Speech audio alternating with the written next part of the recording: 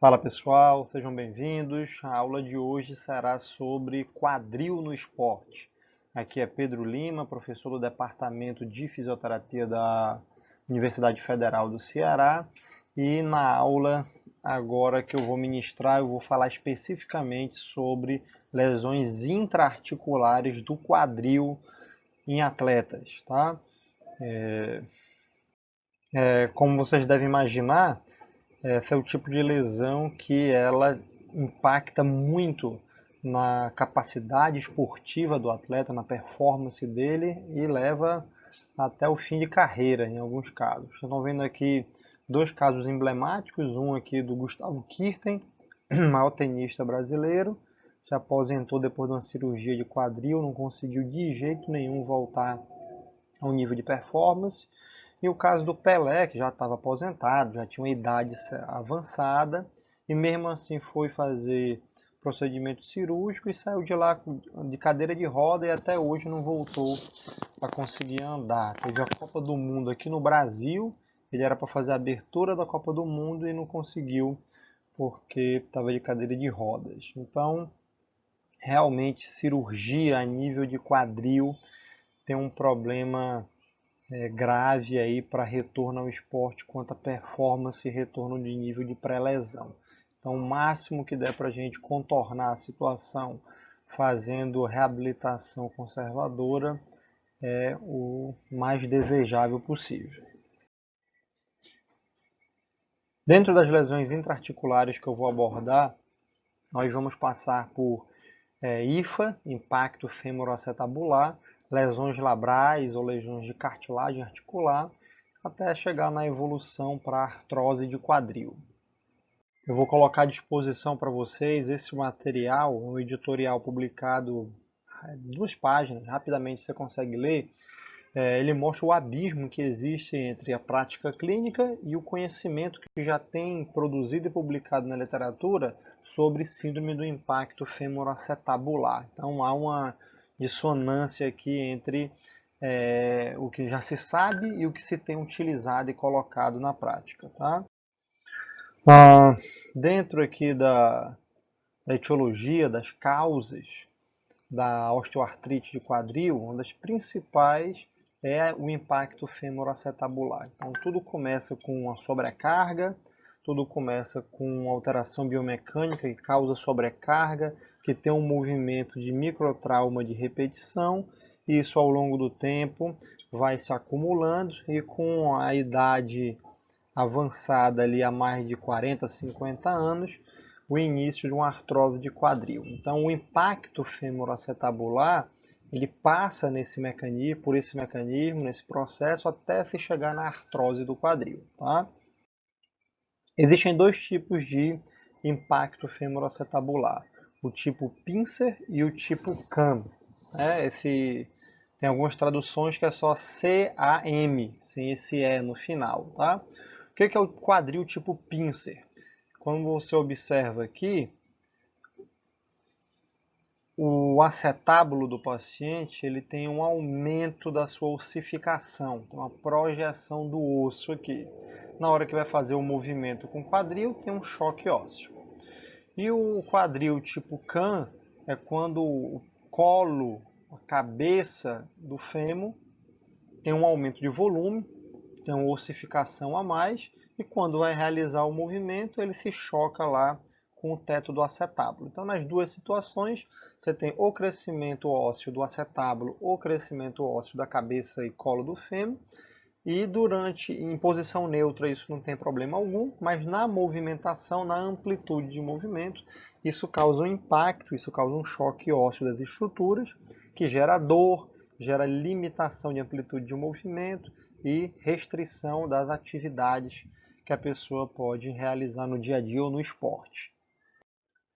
Eu também vou colocar à disposição para vocês esse comentário clínico publicado na JOSPT sobre a prevalência de alteração anatômica do quadril tipo pincer e tipo CAM com desenvolvimento de artrose de quadril. Existe uma forte associação com quadril tipo CAM com artrose, e existe uma associação leve a moderada do tipo pincer com a artrose de quadril. Isso requer mais esclarecimento na literatura, mas com certeza todas as pessoas que eles observaram com artrose de quadril, elas tinham alteração anatômica principalmente do tipo CAN, alteração da cabeça do fêmur ou do colo do fêmur, tá? Então essas alterações anatômicas, elas estão envolvidas aí nesse processo de envelhecimento precoce da articulação. Dentro da epidemiologia da lesão, o que nós sabemos é que o quadril tipo CAN é o mais comum entre homens jovens atletas, na faixa dos 45 anos, e que a segunda população mais jovem a ser atingida tem uma proporção de 3 homens para uma mulher, então é uma lesão que afeta mais homens do que mulher, e 70% relacionado a atividades esportivas, né, com alta demanda de quadril para prática esportiva.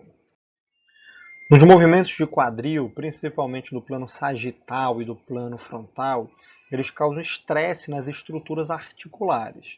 Então, quando você leva esse quadril na amplitude máxima, no final do movimento, você chega na barreira motora anatômica sem restrição de amplitude, né? Mas com os estresses fisiológicos das estruturas articulares.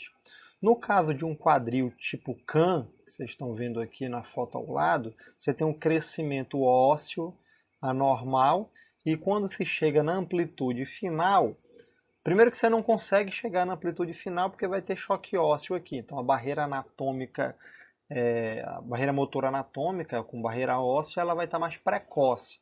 Então tem uma restrição de amplitude de movimento e tem um estresse patológico das estruturas articulares, principalmente do labrum, da cartilagem articular do quadril. Então esse mecanismo aqui, toda vez que o paciente for fazer flexão máxima, abdução máxima, esses movimentos vão gerar estresse nesse limite da amplitude. Então o crescimento ósseo do tipo pincer, ele também vai gerar estresse patológico nas estruturas articulares. Esse mecanismo ele é descrito na literatura como lesão de contragolpe. Então você está observando aqui na foto a cartilagem articular do acetábulo, a cartilagem articular da cabeça do fêmur. A projeção dessa cartilagem no acetábulo se chama labrum acetabular. E quando ocorre o movimento do fêmur, que ele chega nesta amplitude máxima, você vai ter dois tipos de lesão em dois sítios diferentes. Um no sítio do ápice, no labro, a lesão de cartilagem labral, e lá na base, no outro pico, você vai ter uma lesão de cartilagem, uma lesão condral do acetábulo também. Então, esse é o mecanismo de lesão de contragolpe. Você lesiona as duas extremidades do acetábulo na amplitude final do movimento. Então, um paciente que tenha esse tipo de alteração anatômica, fazer movimentos de grande amplitude ou de amplitude final de movimento, com certeza não é o mais indicado, porque isso acelera o mecanismo de inflamação e de lesão condral e labral. Outro mecanismo envolvido na lesão é o mecanismo do músculo psoas ilíaco. Então, vocês estão vendo aqui na foto o músculo psoas com o quadril em rotação externa. Ele se insere aqui no trocânter menor do fêmur. Em rotação externa, o trocânter menor do fêmur está para frente. E vocês estão vendo aqui na segunda foto ele em rotação interna. O trocânter menor vai para trás durante essa rotação interna em cadeia fechada. Então, vocês estão percebendo que o movimento do psoas, ele passa por essa região da cabeça e do colo do fêmur. Tá? Então, a ação do músculo psoas concêntrica é realizar a rotação externa. Ele é um músculo flexor do quadril, ele é motor primário da flexão do quadril, mas ele é acessório dessa rotação externa. Nas duas situações, ocorre essa compressão a nível de cabeça do fêmur e colo do fêmur. Para além disso, uma contratura, um ponto gatilho ativo, um encurtamento do músculo psoas, ele vai causar este movimento que eu vou desenhar aqui para vocês, ó. Esse vetor de força para cima, tá? Ou seja, o vetor de força do músculo psoas é um vetor ascendente. O que é que ele vai fazer? Levar a cabeça do fêmur em direção ao acetábulo, fazendo uma coaptação da articulação.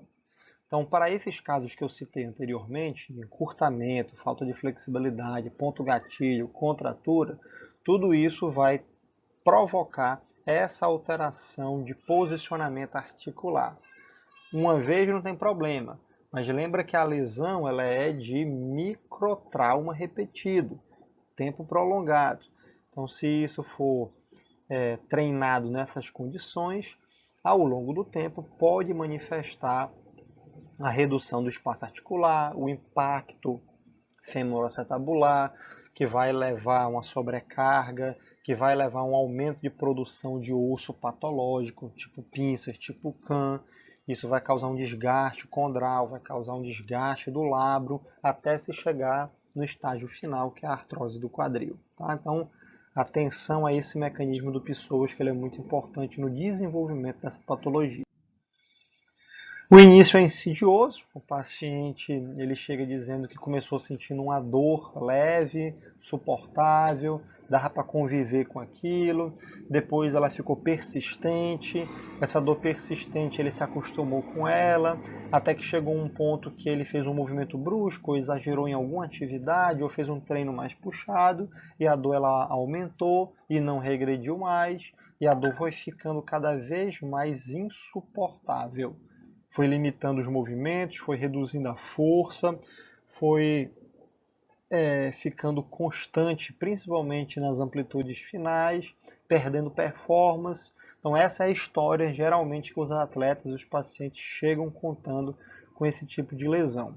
O paciente tipo CAM, ele logo de cara apresenta o movimento articular reduzido, o tipo pincer, ele consegue fazer uma compensação a nível de pelve, com retroversão e antiversão pélvica, ou inclinação da pelve, e essa amplitude reduzida ele consegue jogar pouco mais para frente, mas ela aparece também nos pacientes tipo pincer. E esse mecanismo de compensação, ele cada vez vai se exacerbando na medida em que a dor se instala e fica persistente. Então, postura antálgica, jogar o peso do corpo para o quadril contralateral, evitar movimentos subir e descer, agachar a fundo, tudo isso o paciente ele vai relatando nesse processo de compensação. Na anamnese, na história clínica, o paciente relata dor nos movimentos de flexão, adução e rotação interna.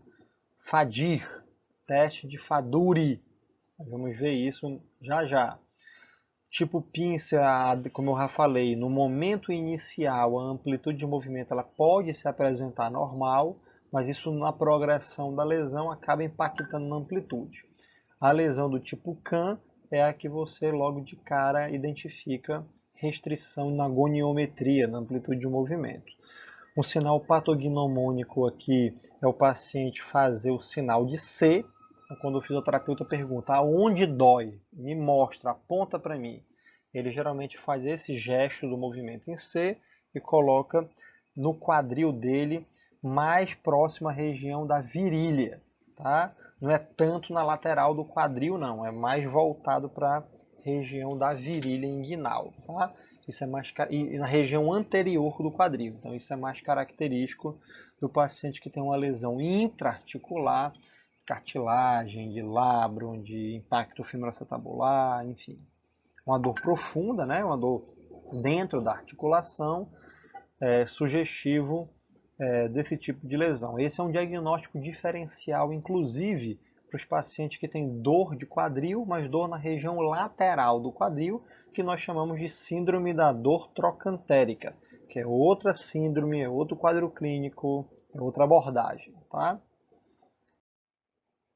Aqui vocês estão vendo no exame físico um teste que deve ser feito com um paciente que tem esse tipo de queixa, que é o teste de Faduri, nas siglas flexão, adução e rotação interna.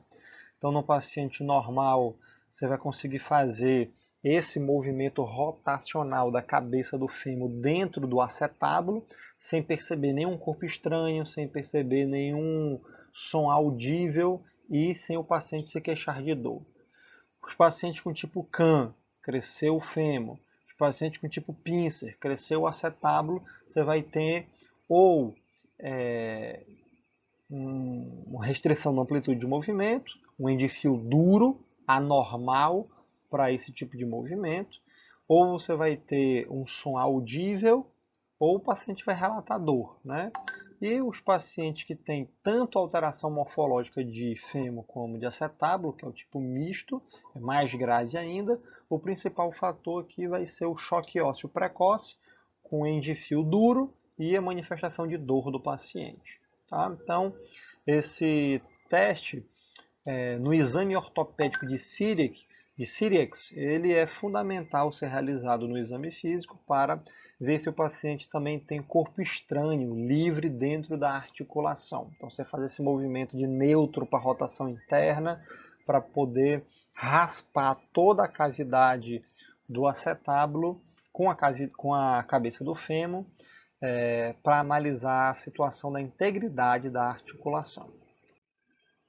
O teste de Faduri é um teste em que o paciente deita em decúbito dorsal, o fisioterapeuta passivamente vai realizar os movimentos de flexão, adução e, por último, a rotação interna, tentando chegar ao limite da amplitude articular. Tá? O teste ele é positivo se a dor for reproduzida, portanto ele é provocativo, mas o fisioterapeuta também deve ficar atento ao endifio duro, anormal, precoce e a perda de amplitude de movimento. O outro teste que nós podemos realizar se chama log roll test, ou teste da rotação do membro inferior estendido. Então, o paciente deita em decúbito dorsal, o fisioterapeuta passivamente vai realizar o movimento de rotação externa até o máximo que ele conseguir, e depois o movimento de rotação interna no eixo longitudinal do membro inferior. Tá? Então, o teste é positivo se o paciente manifestar dor, ou se o fisioterapeuta perceber ressalto, ou se o fisioterapeuta perceber restrição da amplitude de movimento, endifio duro, ou um som audível de corpo estranho dentro da articulação do quadril. Tá? Um teste de controle de movimento é o teste descer a escada, o step down test, do mesmo jeito que nós realizamos para inúmeras outras patologias dos membros inferiores. É importante realizar esse teste para analisar a alteração da biomecânica de pelve, quadril e joelho do paciente. Um paciente que tem dor no quadril e faz um teste unilateral com descarga de peso e descida simulando a descida do degrau de uma escada, com certeza ele pode apresentar alterações ou pela dor ou pela fraqueza da musculatura. Esse estudo, eu vou colocar à disposição para vocês lerem também na íntegra, ele analisou as diferenças biomecânicas da cinemática do step-down test em indivíduos que tinham a síndrome do impacto femoroacetabular comparado com saudáveis.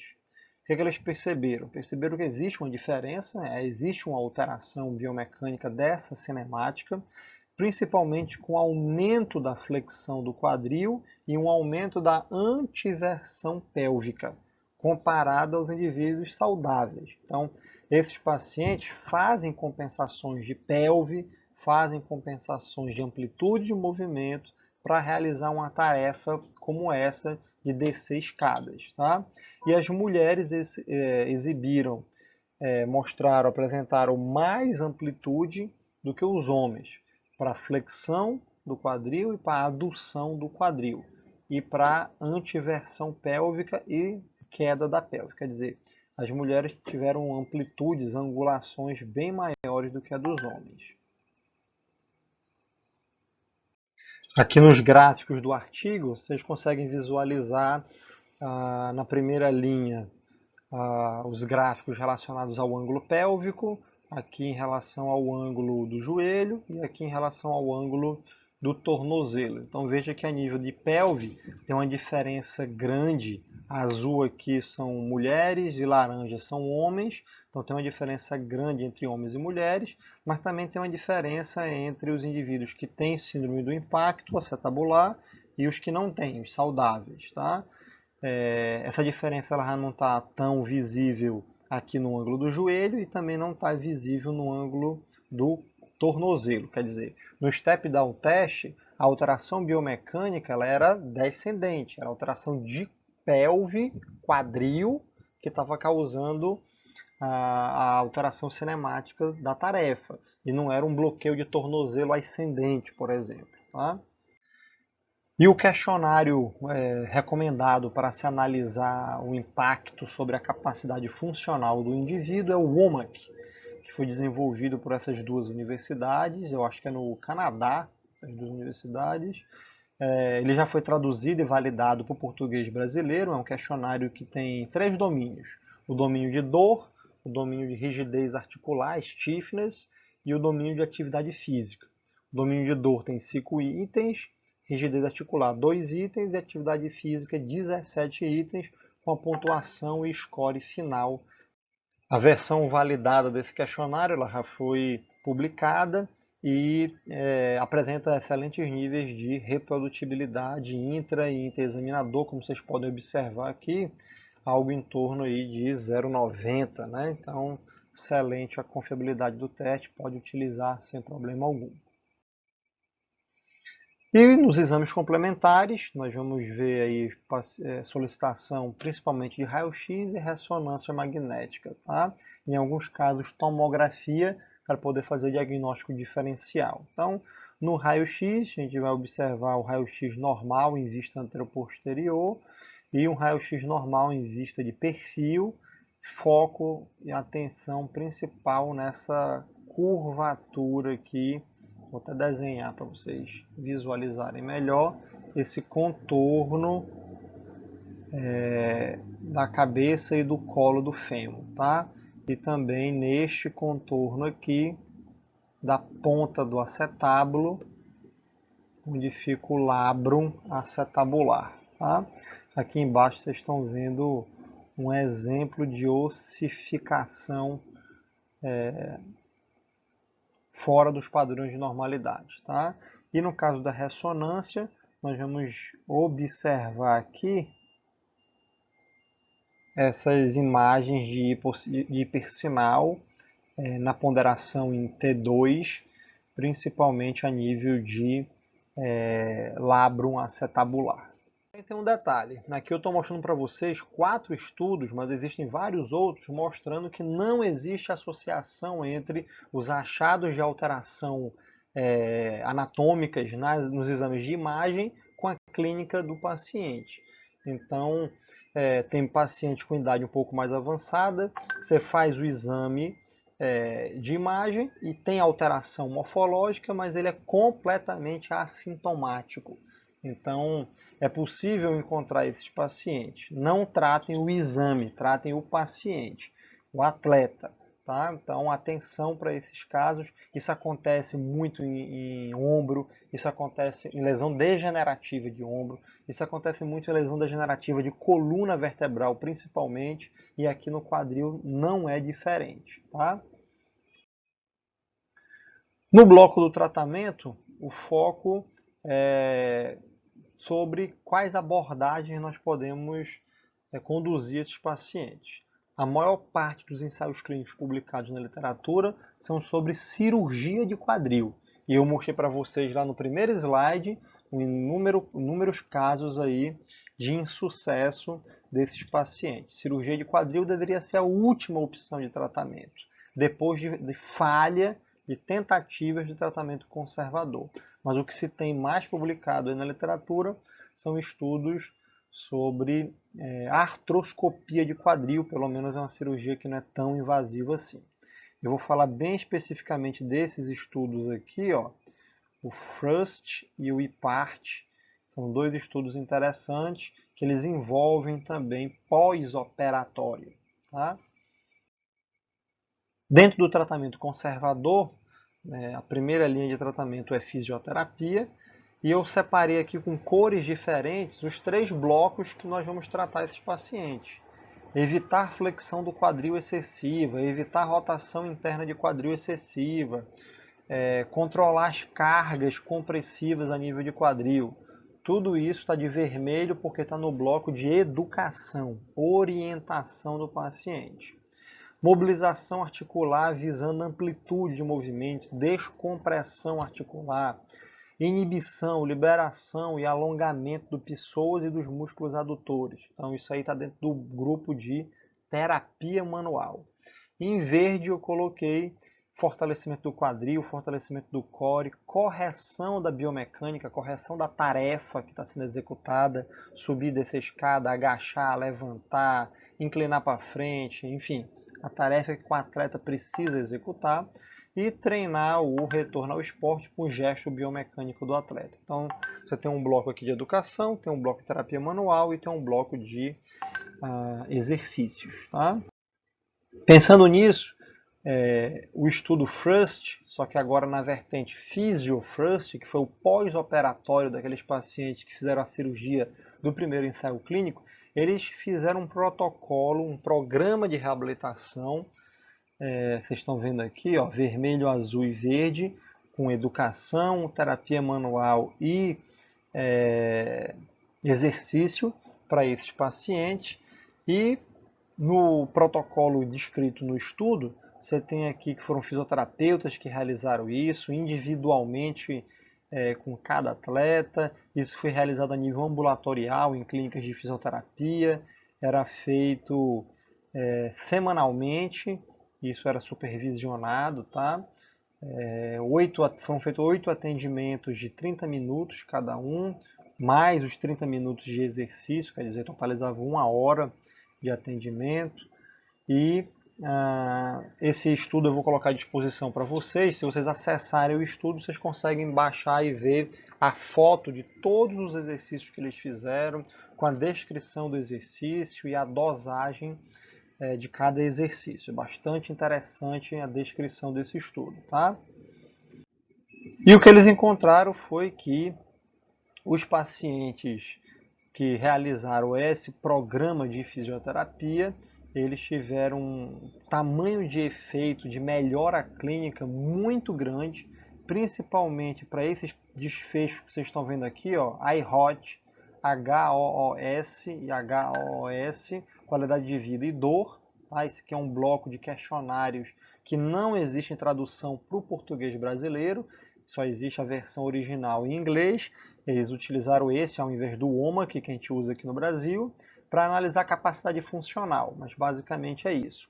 Em laranja, nesse pontilhado, é um tamanho de efeito moderado da melhora clínica, e em pontilhado azul, 0,8, é um tamanho de efeito muito grande. Quer dizer, esse programa ele teve uma melhora do impacto de capacidade funcional absurda, né?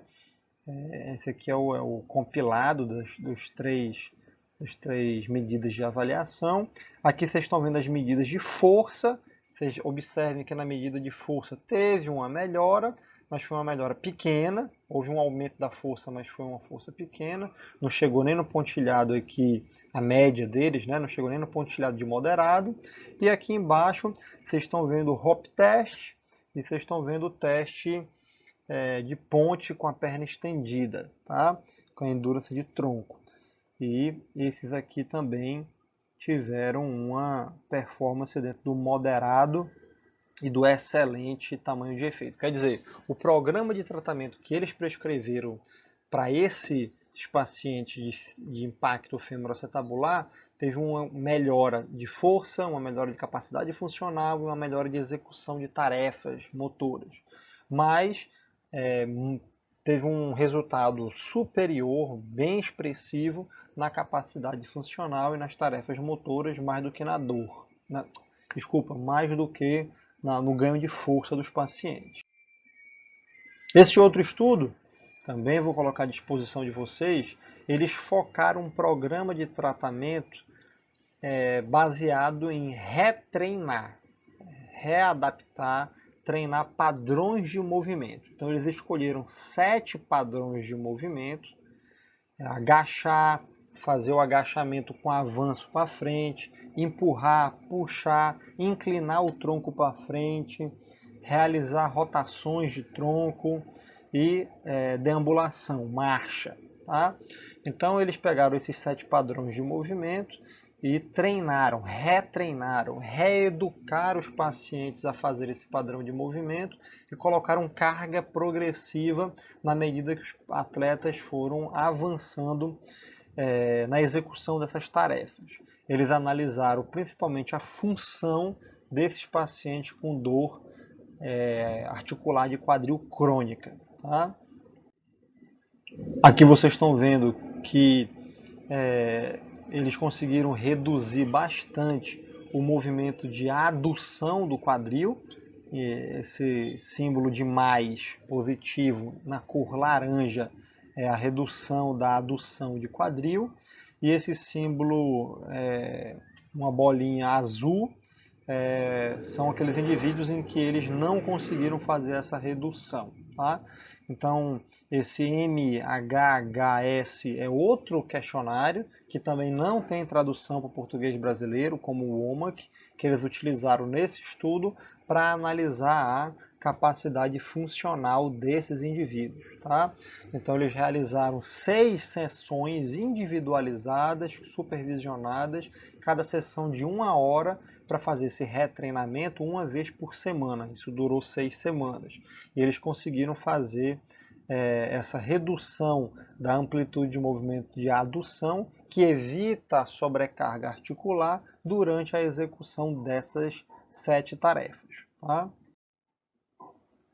E para aqueles pacientes que falharam ao tratamento conservador, eles vão ter que ir para uma alternativa, que vai ser o tratamento cirúrgico, e a fisioterapia vai entrar em ação de novo no pós-operatório, na reabilitação de pós-operatório desses pacientes. Geralmente eles fazem debridamento artroscópico, né? Uma cirurgia menos invasiva, em que é feita uma raspagem do osso, e tem uma cirurgia de plastia femoral ou acetabular, se for cão ou se for pincer, em que o cirurgião faz um redesenho da cabeça do fêmur e do colo do fêmur, ou do acetábulo com uso de prótese. Né? Então, seria a plastia da cabeça do fêmur ou do acetábulo. Nas duas situações, a descarga de peso ela tem que ser controlada de acordo com a sintomatologia do paciente.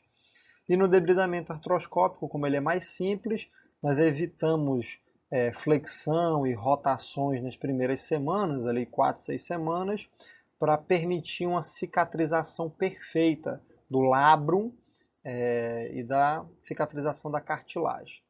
No caso da plastia, como foi feita uma nova articulação, então essa preocupação ela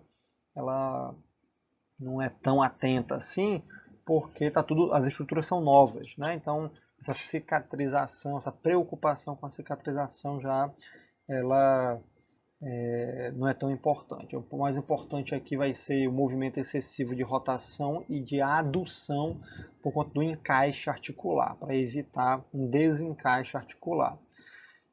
Os pacientes podem estar utilizando cadeira de roda ou podem estar utilizando muleta nas primeiras semanas quando sai desse pós-operatório para controlar essa descarga do peso corporal. Tá? Esse outro estudo foi o estudo do IPART versus ARP. Então foi um estudo sobre cirurgia falsa, cirurgia placebo. Tá? Então um grupo de pacientes tomou anestesia, fez todos os exames, todas as consultas, tomou anestesia, foi para o centro cirúrgico. Um grupo eles fizeram a cirurgia de verdade, no outro grupo eles só entraram com a câmera, entrou com o artroscópio e depois tirou. Tem lá a sutura, tem o ponto da cirurgia que o paciente fez. O paciente ele acha que ele fez uma cirurgia de verdade, mas o cirurgião ele não fez absolutamente nada dentro da articulação. Então foi cirurgia de verdade versus cirurgia placebo.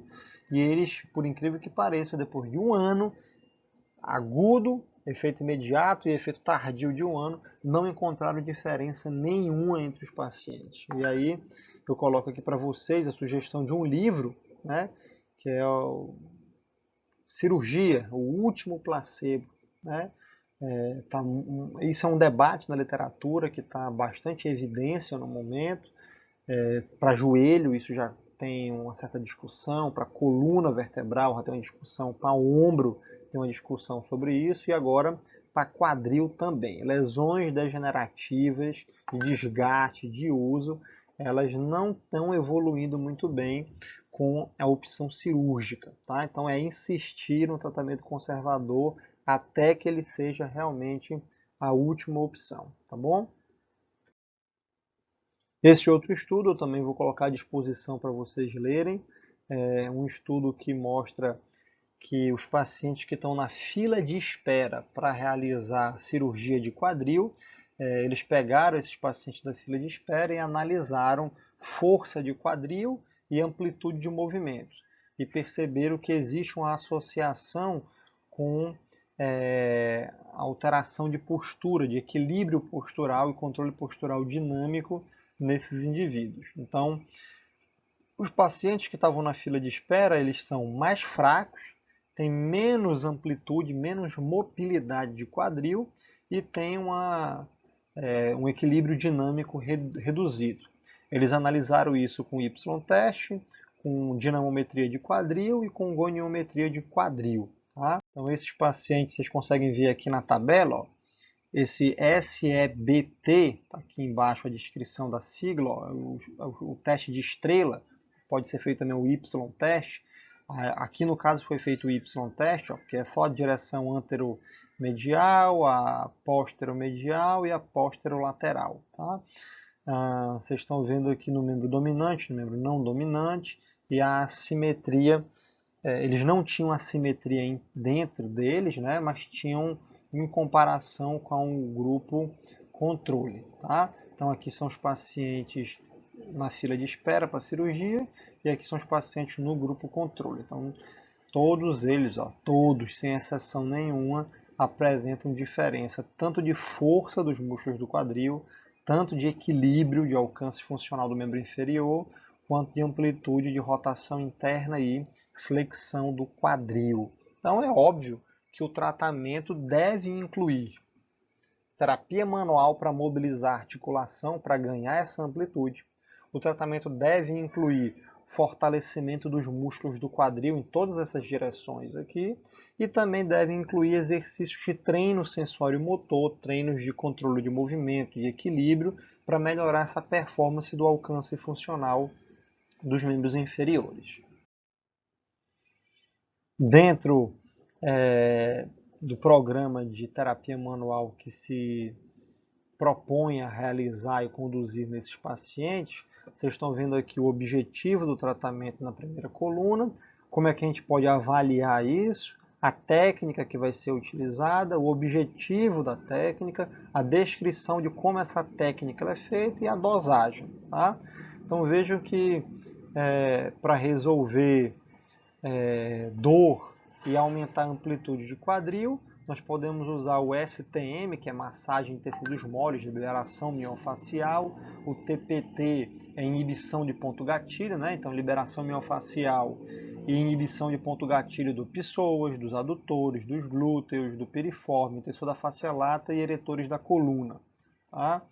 Para melhorar a amplitude da coluna lombar e restaurar a mobilidade, o movimento, o ritmo lombopélvico, a gente pode fazer mobilização articular das vértebras da coluna lombar, pode estender isso também para mobilização da pelve, até chegar na mobilização do quadril propriamente dita.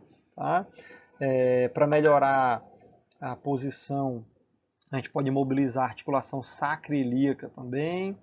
Pode realizar tração manual, a gente pode utilizar isso com cinto de Mulligan, colocando o cinto de Mulligan ao redor da articulação do quadril, na coxa bem proximal do paciente, e realizar suavemente os movimentos de tração inferior e tração lateral, incluindo alguns deslizamentos desses pacientes, tá? Então toda a descrição está aqui nessa tabela para vocês poderem dar pause aqui no vídeo e acompanhar a dosagem ou a descrição de como realizar esse procedimento, tá?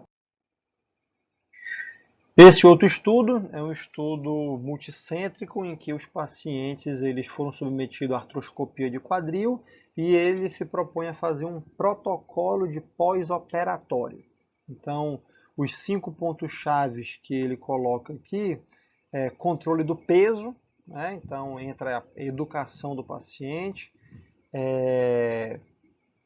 dentro da educação do paciente, controle do peso, a importância do paciente fazer exercício de força, de amplitude, de função, perguntar para o paciente quais são as expectativas que ele tem, né? Então, colocar isso no nível do possível, se é possível atingir a expectativa do paciente, quais são os objetivos específicos do paciente de retorno ao esporte, de retorno às atividades.